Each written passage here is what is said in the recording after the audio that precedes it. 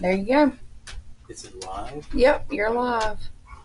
I don't know why it's so hot. Hold on, you guys. Should we be closer? Yes. You're already. You're on. Yeah. Go there. Oh, that's. That's the camera. What's up? Hold on. Let's see. Y'all can talk. Go ahead. Let's see. Where's that? Can y'all hear us? Let me know. There it is, right there. Are you showing up? You want to sit in that chair? Oh. It's weird. Look on the opposite side. Opposites attract. I'm on this side. Now. Y'all don't mind the mess. We're just testing. Shit.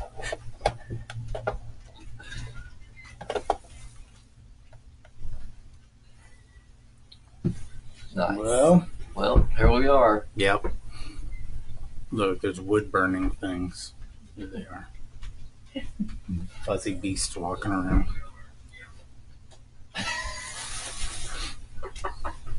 Y'all, it is seriously like lagged because we need a new computer.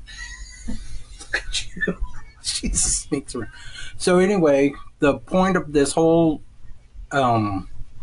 podcast idea is to sorted through podcasts and stuff, and I see podcasts about finances, podcasts about businesses, and just everything. But I haven't really seen any podcasts that are for real people dealing with real issues like today, like real. And so the whole idea was if we could get real people, interview them, whatever, and maybe some of their solutions can help someone else. So that's the whole idea of this whole podcast thing. But we're testing it, like she said. We've never done anything like this before. Totally out of our comfort zone, out of mine for sure. So Leo's here to test it with us. Yeah, fine. Yeah. That's the whole idea behind it.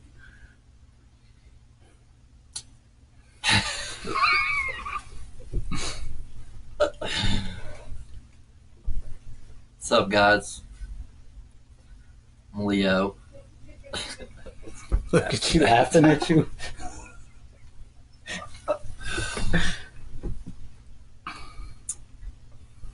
So yeah, I don't know if it'd be better to record since we're just testing. I don't know if it'd be better to record or to do live.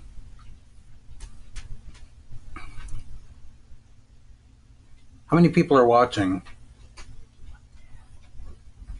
So yeah, if people could share the Facebook page, and we'll probably be putting it on our personal pages too when we actually do it and everything. But that's the whole point of it. So it's obviously not to make any money or anything. I don't even know how all that works. You'd have to probably have millions or whatever. That's not what it's about. We just want to kind of widen our horizons as far as helping people. So, And it will also give glimpse into what all we do, of some of what we do, really. And this is just one of ours. He's our baby, so. yeah. Do you want to say anything, Mr. Leo? Leo. I just love these two. They've helped me through so much. From where I was at to where I am. They've never left my side till this day, especially today. Today's been a really eventful day.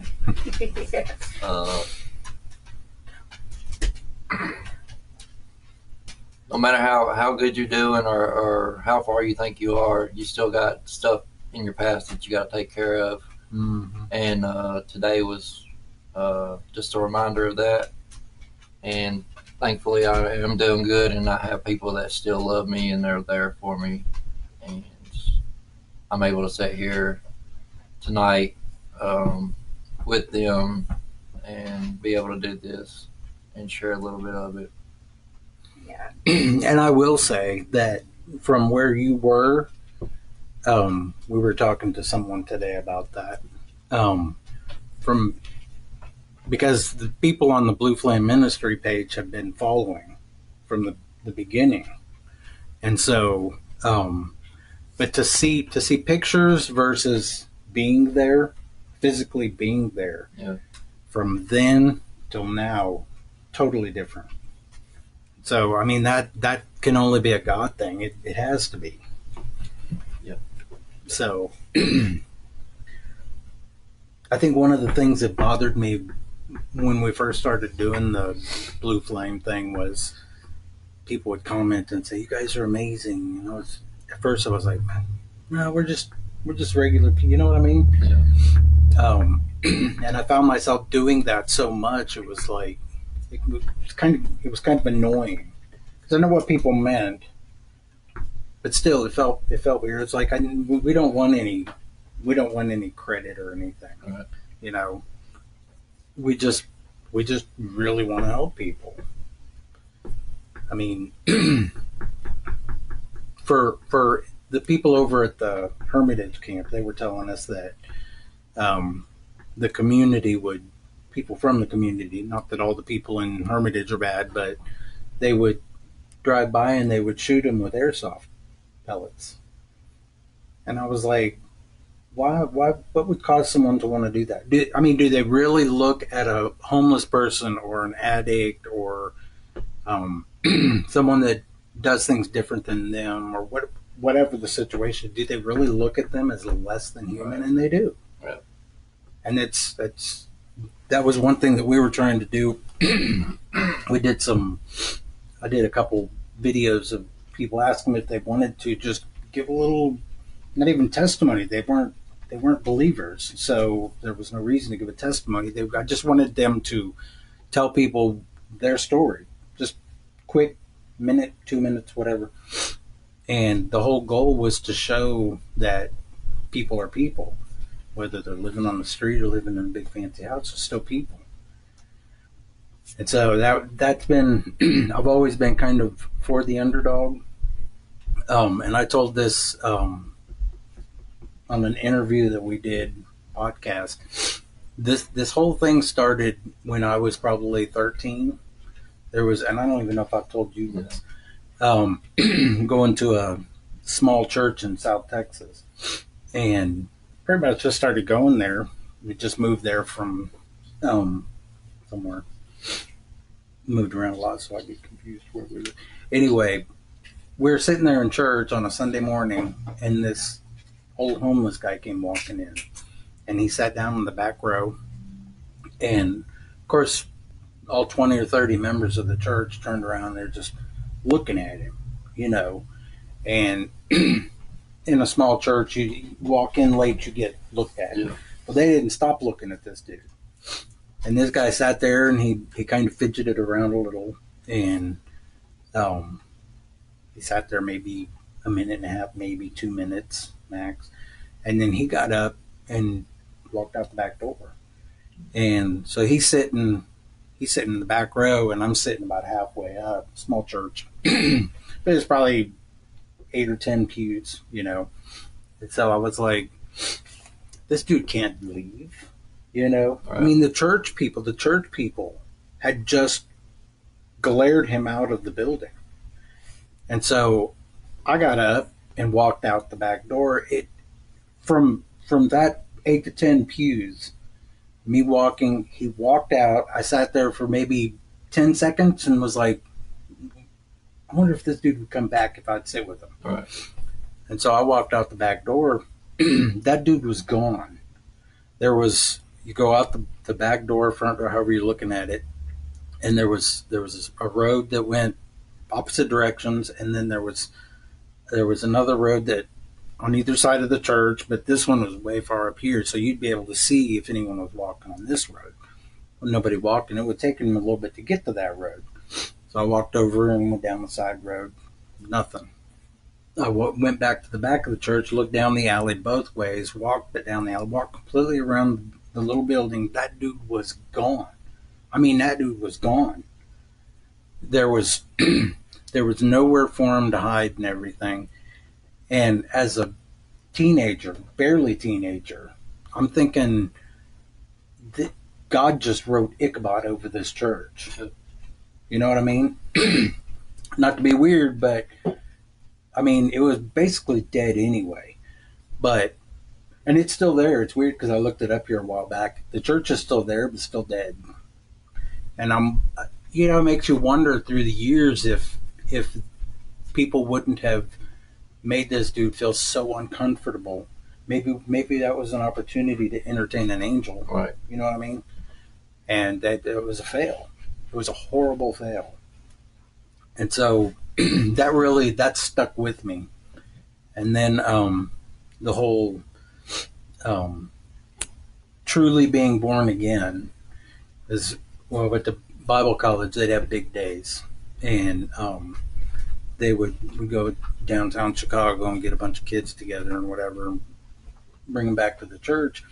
Dude would get on the bus and lead them through this. So you're a sinner. You're this. You bow your head, close your eyes. And I'm talking maybe 3 to 5 minutes. Yeah. And if you want to say this prayer, you'll go to heaven when you die. And so it was these cheesy little, I know I'm a sinner, forgive me my sins, take me to heaven when I die. And it just, now looking back on it, and it irritated me then, but looking back on it makes me wonder how many of these kids are walking the streets of Chicago thinking that they're saved because they went to church one time and this dude got on and they said, if you repeat this prayer, Right, then you're going to heaven when you die. And they're really not. Because they did. It's not just a lip service, it's a heart transaction. Yeah. That's where it actually takes place. So then one thing led to another, and it just became what it is now.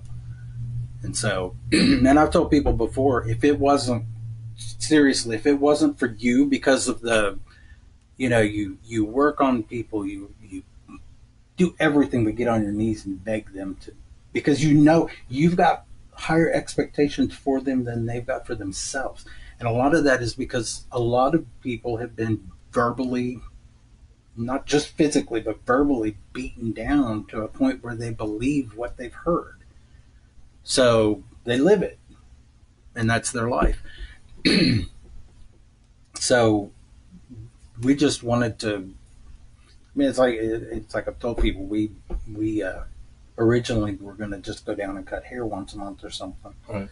And it was like real quick, it just morphed into doing more, but if it wasn't for you, all these other people that have, we've gotten them, we've invested the money, the time and all this other stuff, and then they go back. And I've told people we made good money when we had the shop.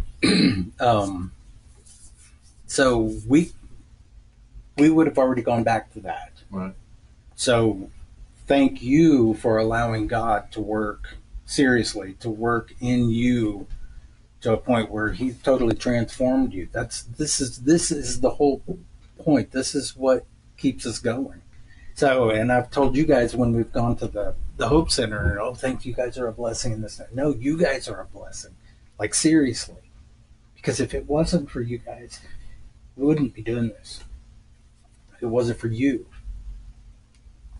And we love you. Like, you have no idea. I love y'all too. And we're so proud of you. And it's like we told you from the beginning, we will be with you every step of the way. It doesn't matter where you go, we're going to be there. If we have to drag you, we will drag you. We'll do what we have to do. But we love you. Love y'all too. So proud of you. That's like even when I was shooting dope, y'all made sure I ate. Y'all met me where I was at, just like just like God will. And y'all come, if I didn't come up there, y'all would come down to my tent and just talk to me. And I told that to JJ and Josh and the rest of them. Like, that's why I love y'all so much, because y'all didn't look at me any different. Y'all didn't judge me. Mm-mm. And I just felt safe with y'all, even though I hardly talked. But Yeah. I just My knew I was baby. safe with y'all. Yeah, I remember going up to you saying, "Why don't you get in that bus? Let me split that Yeah. weed." Country boy. And he did the day. Yeah, got- first He time finally got Leo's on been the on the bus today. bus. Finally got on the bus. Yeah. He did. Yeah. This is our baby. God's good, won't he do it? Every time. So, Hello, Miss Debbie. yes, Miss Vic. I didn't know if y'all could see the chat or not. I guess we can. I didn't even look at it. God is Yeah. so good. Got Hey, big, Aaron. big plans for Leo. Yes. Yeah. Yep. Today was just a little bit of a hurdle, and that's all right. God's going to be with him always. Well, and we really want to encourage people to meet people where they're at, because all of us are just where we're at. Mhm. So if you're not willing to meet people where they're at, how are you going to reach them? Yep. You know, I told a guy the other day. He said something about looking into different religions. There was a post and everything, and I told him, and we were talking about it out on the bus. I've had known Satanists give me tattoos before, and I've had people, well, you better be careful. You could Satanists break your skin. You're gonna, And I'm like, but if someone doesn't go to that Satanist, how are they going to be reached? Yeah. And we had really good conversations. A known Satanist had Antoine LaVey hanging on his wall, had a demon on the back of his hand. He was a known Satanist, and if you looked at him now, you can see it. We had some really good conversations, and I'm thinking, if this Christian guy that told me, oh, you shouldn't talk to him, you should have nothing to do with him. Why not? How is that seed going to be planted if we don't go to him where he's at? Mm-hmm. And he didn't change. Good conversations, but he didn't convert. Yeah. But who's to say that he won't? Yeah. But you got the word out. Yeah. And with the world the way that it is, that's what we really need to be focused on. We've got the answer. Why are we not telling people we've got the answer and what it is? At least trying. And I understand there's a lot of people who have been turned over to the reprobate mind, and so we've got to have. It's been hard, but you got to get to a point with people where you dust off your sandals and you go on to the next, because there is a next. Yeah. And it sucks when you have to move on. It's hard. Does. That's what we had to do when it came to Tinton City. God was calling us elsewhere, and we had to go, and it sucked because we loved everybody that's down there, And it's just one of those things. Maybe God only planted us there for our Leo, and we were able to get him out and get him going with the help of his parents and stuff, of course, and his sister. So it isn't all us, It's all God, really. You want to read some of the comments Pastor Brandon posted?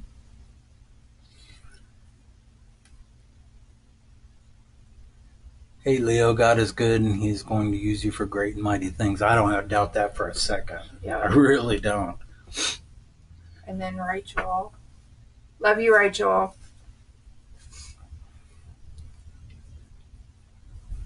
Yeah, I don't even know if you remember, because it was, but on our way over to the Hope Center in Camden, I remember just her driving, and I was sitting there, and I just turned around and looked at you, and I was like, dude, this is your last chance. And you kind of looked at me like, I don't know if you remember that or not. And I was like, I just got this gut feeling that if you don't give all of this whole situation 100%, that if you even think of leaving, that God could just kill you. He just will, because you know better. and you know that there's more for you. You know that there's something that you need to be doing, and living a tent city and being doped up all the time isn't it. I don't know if you remember that, but I really believed that, and I believed it when I said it. And so I don't have any doubt that, you know. And it's funny. I was talking to Mom earlier. We were talking to Mom, and she said that yesterday when they went out to eat, that someone in Branson, Missouri, was asking about you and was wanting to know, how's Leo doing? Is he still doing good? I mean, it's yeah, it's got big things, and whether you stand in front of a crowd of people and give your testimony, here, whatever, you are an impact to a lot of people. A lot. Aaron Barber said, been praying for you three. Thank you. Miss Debbie, she said, proud of Leo. God's got big plans for you. Amen. Aaron also said, go to the highways and hedges. The harvest is widened to the harvest. And Rachel said, love you guys so much. So anyway, this is the whole point. Hopefully we can just. Oh, Brian's on. Hi, Brian. Brian's on. Yeah. That guy right there is a good dude. Who? Brian. Yeah, he is. He's pretty amazing. We love our Brian, that's for sure. He's got a heart for people, that's for sure. Yes, he does. So amazing guy. That's what it's about. It's just about people. That's what Jesus died for. So why we treat anyone different, I don't understand it. But we just got to reach people, and then once we reach them, just pray for them and be there for them and help them through whatever they've got to get through. So we done? Yeah. All right. Love you guys. Love you. Victory. Yahweh. Yahweh. Look, we're twinsing now. Yeah. Yahweh. Not Yahweh, Yahweh. Hey. You know what I'm saying? All right. We love you guys. Love you. Love y'all. Bye. Bye.